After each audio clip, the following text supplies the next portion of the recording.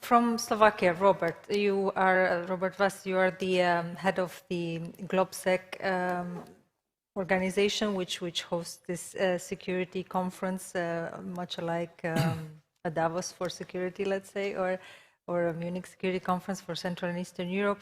Now, Slovakia also has a border with Ukraine. Is the discussion in your country very different from what you're hearing here in Brussels? So we as GLOBSEC, we come from Central Europe, which is a very vulnerable region.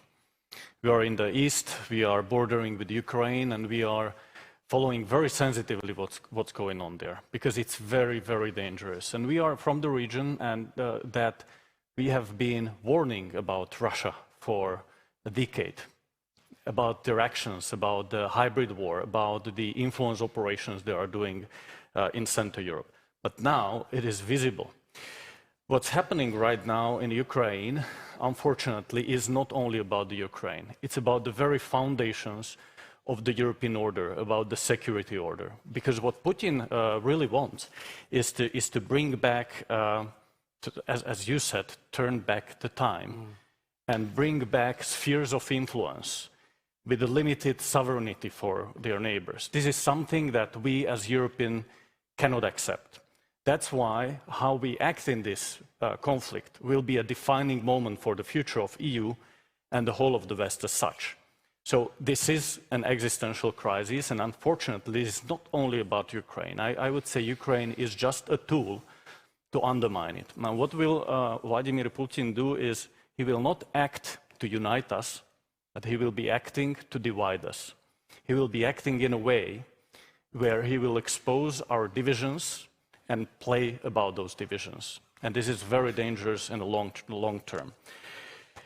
Another very important challenge that we are facing is internal challenge.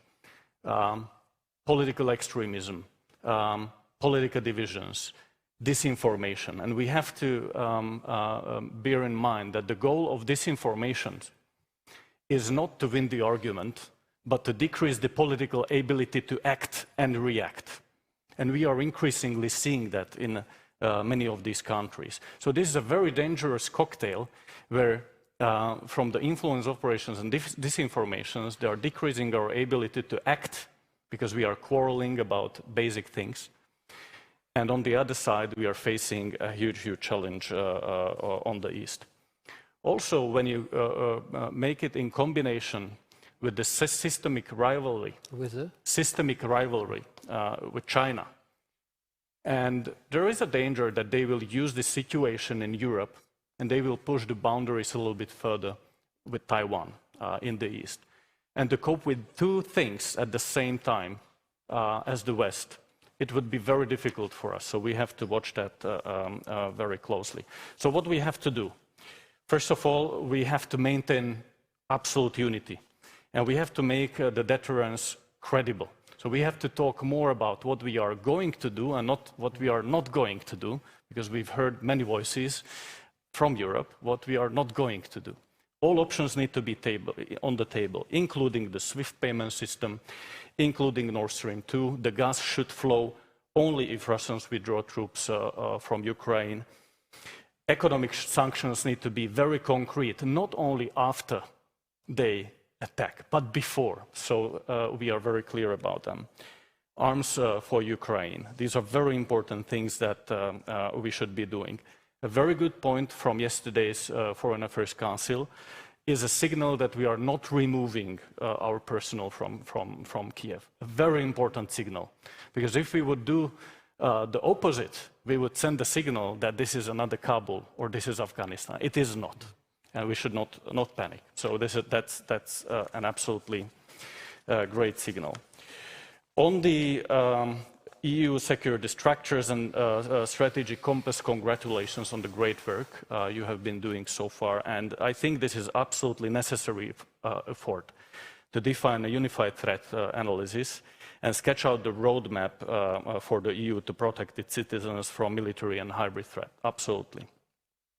From the Central European point of view, I think there are at least 4 elements that are very important so it works. First, of course, you mentioned it, and we all agree on that, but that needs to be said clearly, is a good coordination with NATO, because threats today are less and less military solely or civilian solely, and less foreign or domestic.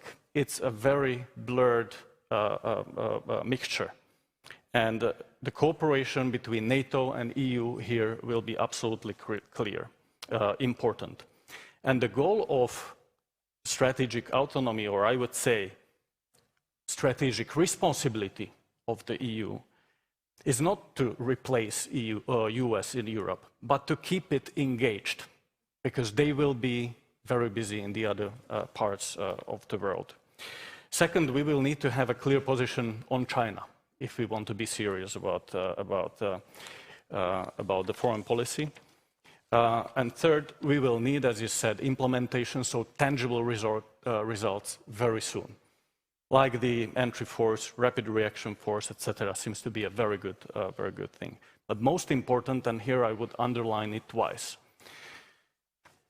all of that needs to be underlined by the political will and credibility that we will be able to politically use the force and the tools and the capabilities we are building. Because we can build the best capabilities, but if our adversaries will feel that we are unable to decide and use them quickly, they will be useless as a deterrence. So the political will is an absolute important underlining thing in all this endeavor and creating a strategic culture in Europe as such.